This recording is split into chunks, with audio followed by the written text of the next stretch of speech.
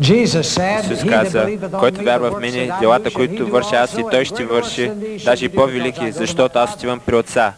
Може още да не виждаме това, но аз вярвам, че това ще стане в името на Исус. Амин. Искам да ви кажа един стих за това как Бог помогна на израелтяните в пустинята и снабди всичките им нужди.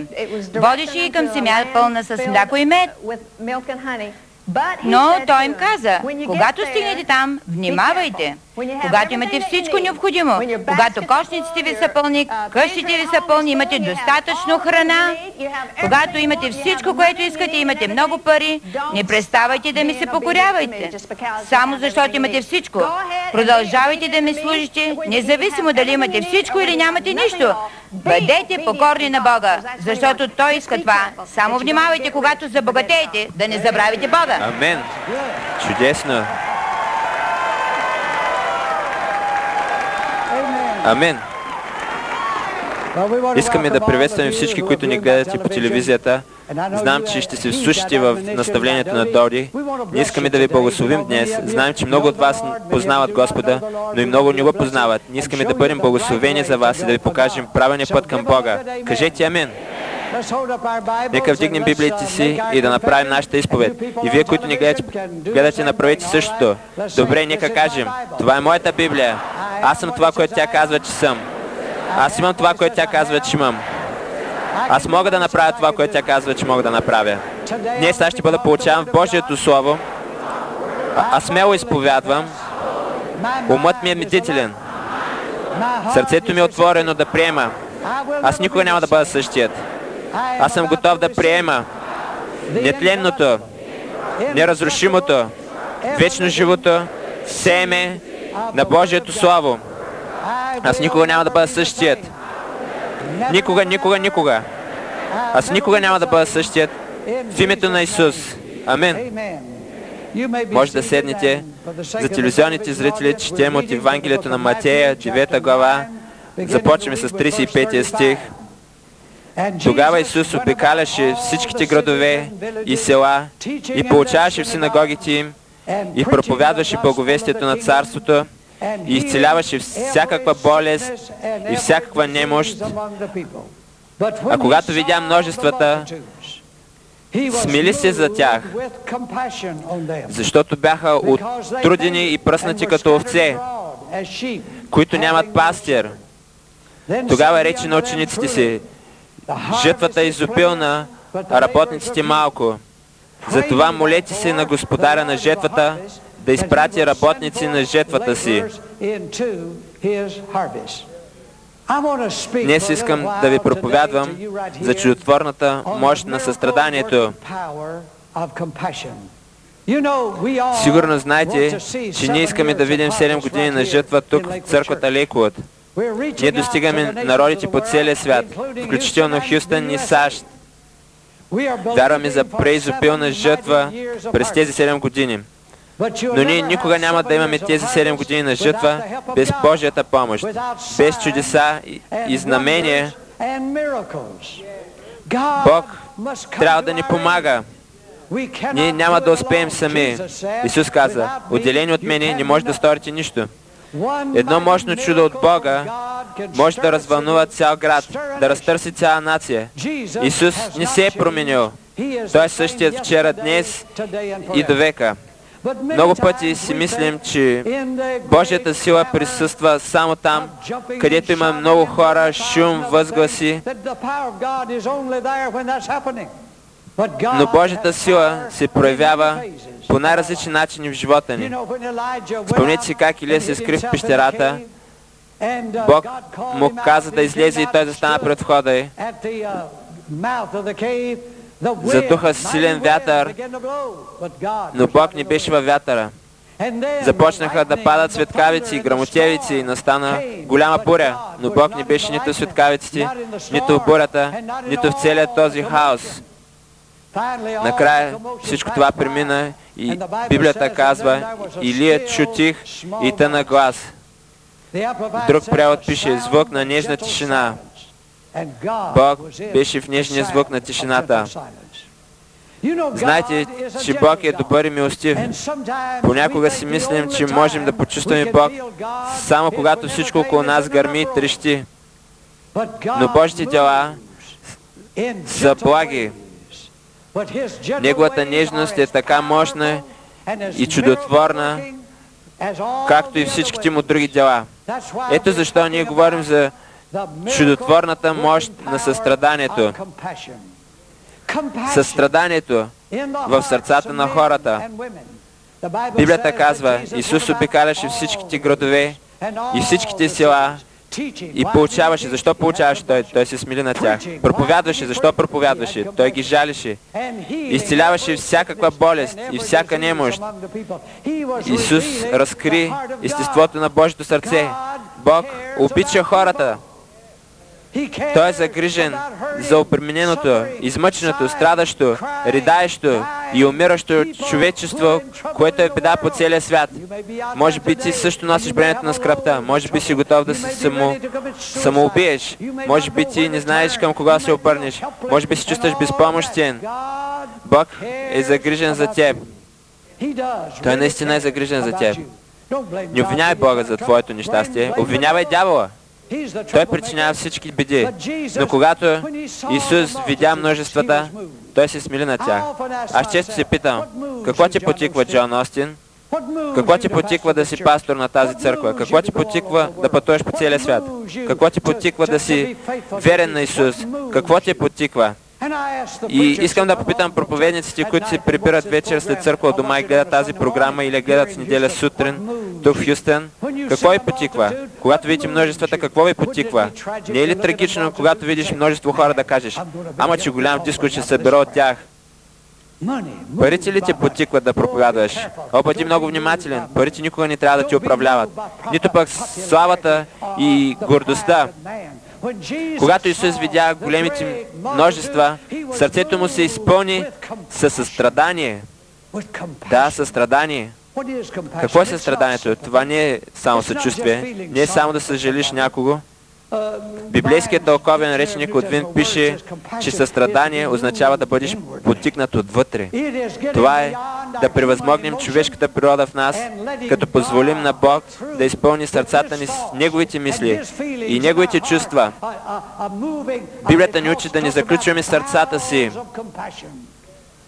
Когато нещо дълбоко в нас се раздвижи, това не сме ние, а Бог. Бог има сила, но Той е любов. По-скоро бих искал да бъда това, което Той е, отколкото да имам това, което Той има. Защото ако бъда това, което Той е, ще имам това, което Той има. Бог говори за състраданието, за милосърдието, което блика от нас и се стреми да достигне другите хора. Друг превод казва, да бъдем нещастни поради нещастието на другите. Да се трогнат сърцата ни, защото някой е в нужда. Това е нещо свръхестествено.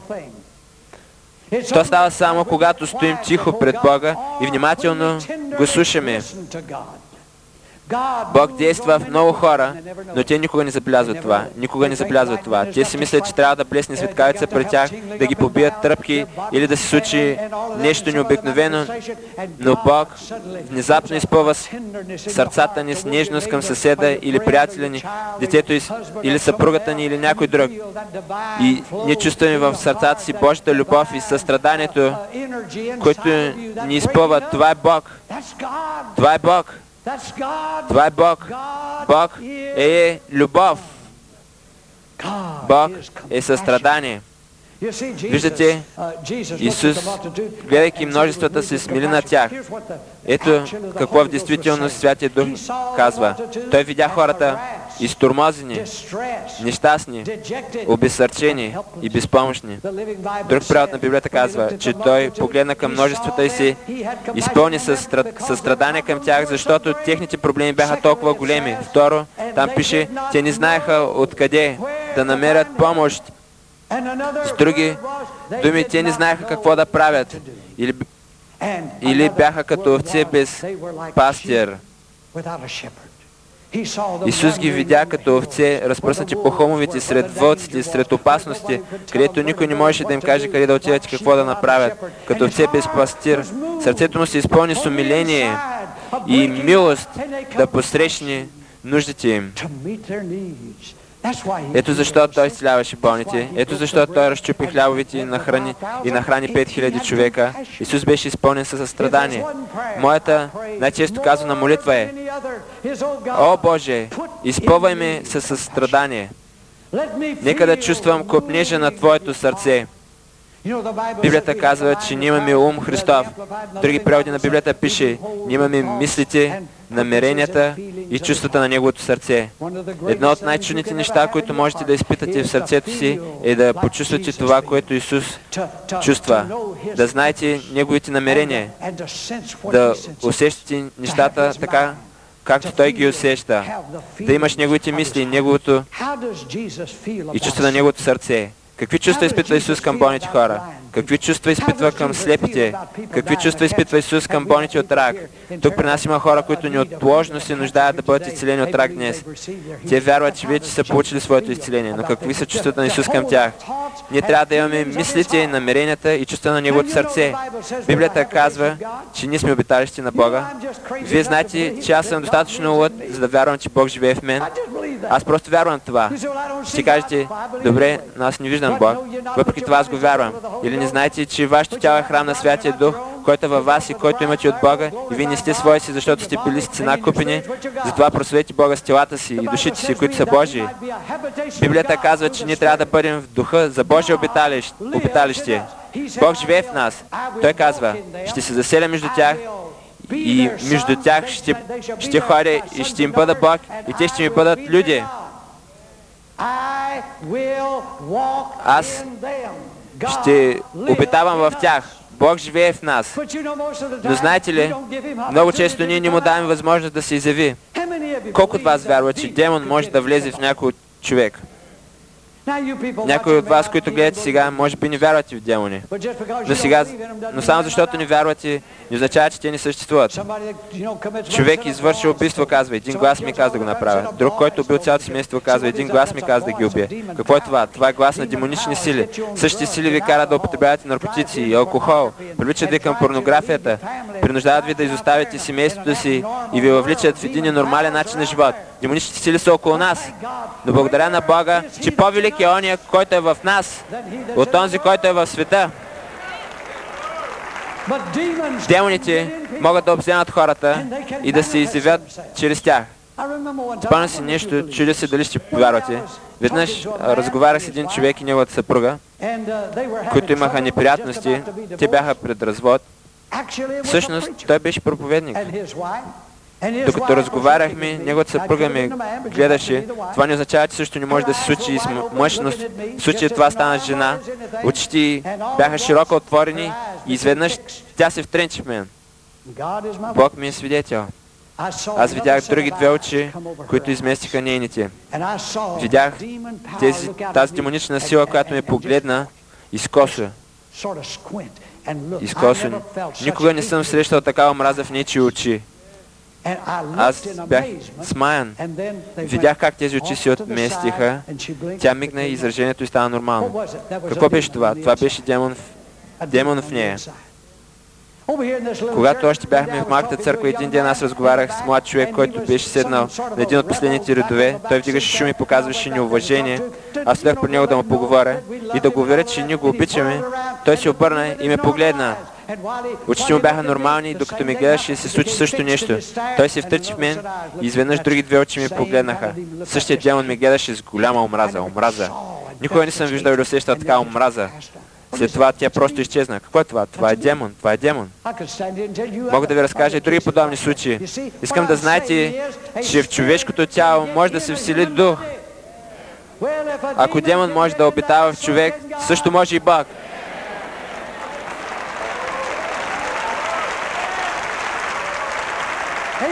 Амин. Амин.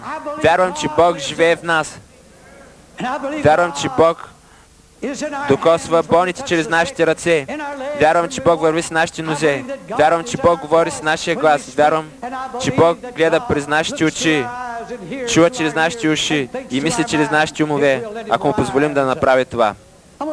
Искам да ви разкажа една история, не за да се хваля. Ще ви разкажа тази истинска случка, защото тя илюстрира това, за което говоря. Аз бях в Израел. Всеки ден отивах в едно малко кафене. Там се срещах с един човек от Ню Йорк, който беше евреин. Пиехме си кафето заедно. Доди беше с мен, но тя стоеше в хотела да си почива и да си чете Библията. Аз отивах в кафенето и разговарях с него. Правихме това няколко дни. Един ден аз отидах там сам. Сърцето ми имаше толкова много любов към евреите. Там видях един евреин, който не знаеше английски, а аз не знаех нито дума на еврейски. Човекът, с който си пиех кафето, не дойде. Спомням си как гледах другия човек и Бог започна да действа в мен.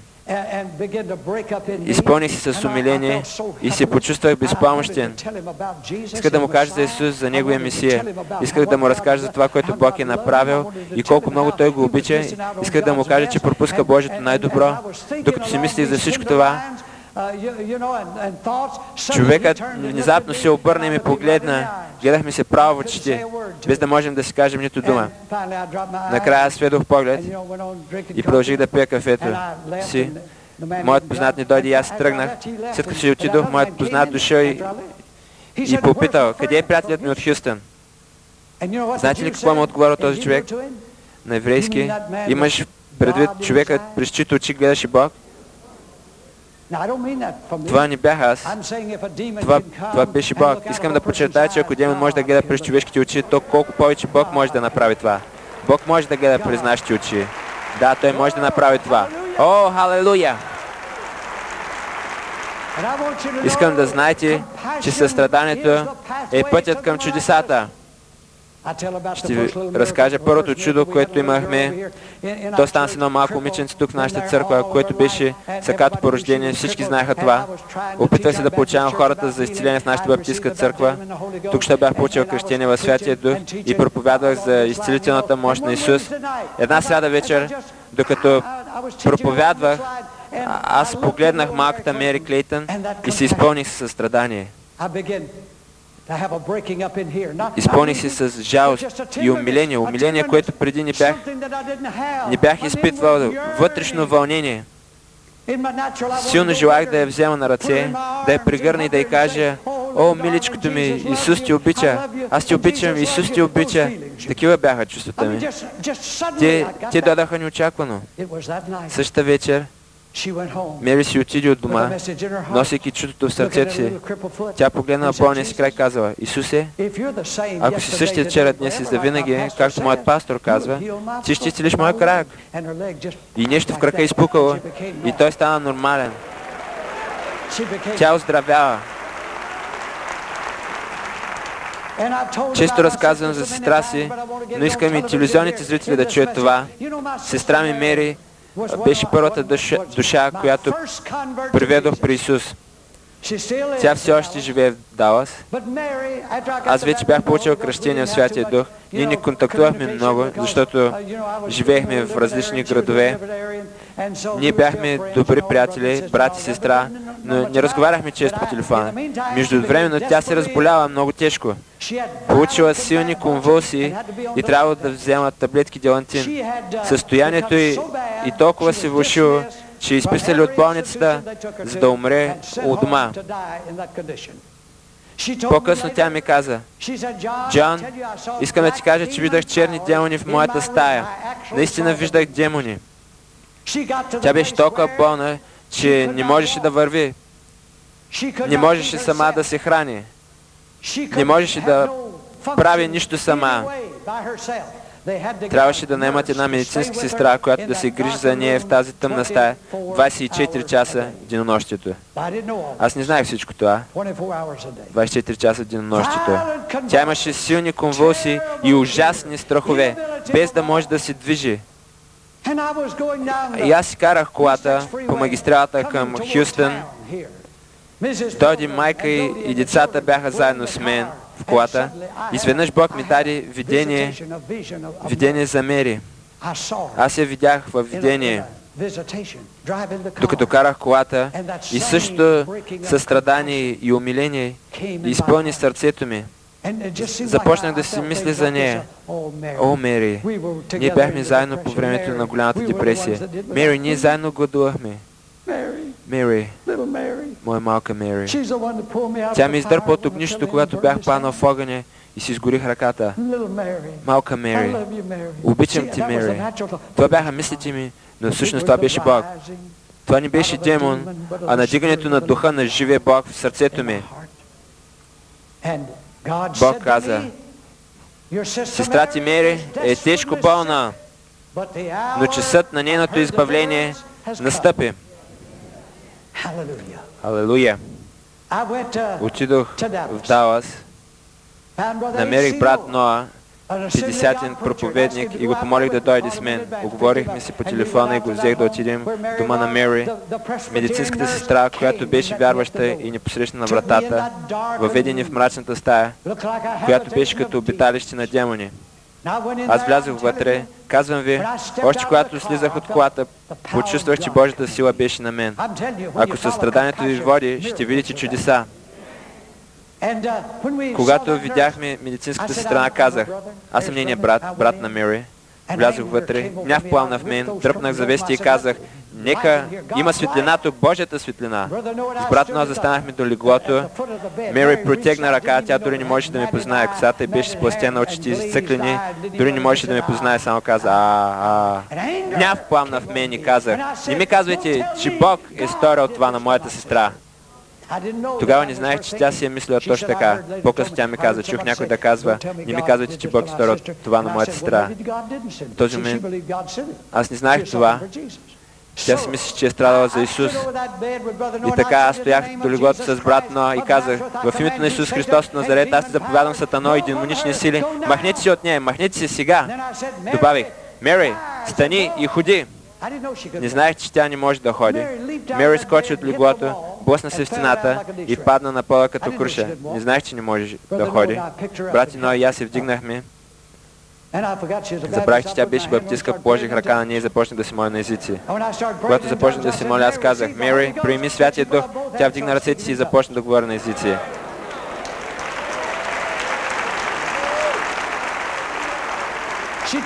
По-късно ми каза, Джон, аз стоях без да знам къде да се намирам и какво става, когато чух реч, която не разбирах.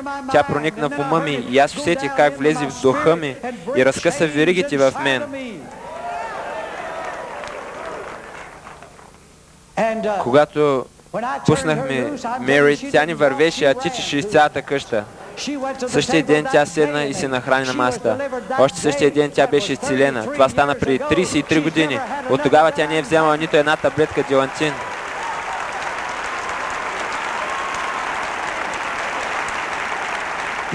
След това попитах Мери, защо скочи от леглото толкова бързо?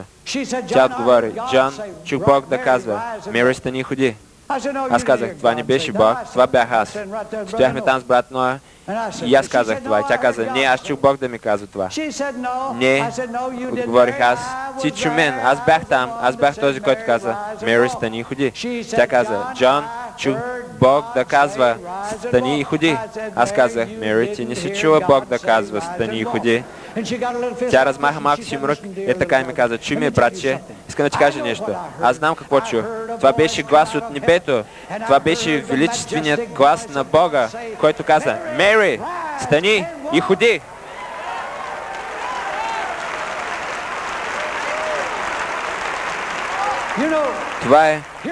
Това, което искам да ви кажа. Когато сме водени от състраданието и отидем там, където То ни води, Бог ни казва, вашите думи са мои думи. Вашите думи са мои думи. Ако кажете, стани и ходи, и аз ще кажа, стани и ходи. О, силата на състраданието. Нека да си молим Бог да ни изпълва с състрадание и милост към страдащите хора. И Бог ще ни даде чудеса и знамения. Тук идват хиляди хора, но аз мисля за вас там, където сте. Вие имате вашите собствени проблеми, имате своите си мъки. Знаете ли защо харчим толкова много пари за тази програма? Защо отделяме време за това? Защото имаме състрадание към хората. Защото сме загрижени, че страдате, че сте на път към ада и ще бъдете изгубени завинаги. Ние сме загрижени и това ни потиква да имаме тази програма. Ние не се стараем да станем известни и популярни или да се прославим. Ние сме загрижени за вас. Желаем ви доброто. Искаме да сте силни и избавени от демоничните сили. Искаме и вие да отидете на небето. Бихте ли се помолили за най-великото чудо, което може да получите? Исус да промени живота ви и да ви освободи от силата на дявола. Поставете ръка на сърцето си и кажете тази молитва там, където сте. Кажете: о Боже, аз знам, че съм грешник. Боже, знам, че без Исус ще умра и ще отида в ада. Но аз не искам да умра и да отида заедно с дявола в ада. Искам да отида на небето, където е Исус. О Боже, днес обръщам гръб на стария си начин на живот. Отварям сърцето си за Исус. Исусе, ела в моето сърце. Точно сега те приемам за свой Господ и Спасител. Благодаря ти, Исусе. Аз вярвам, че ти ме чуваш. Аз съм свободен и съм на път към небето.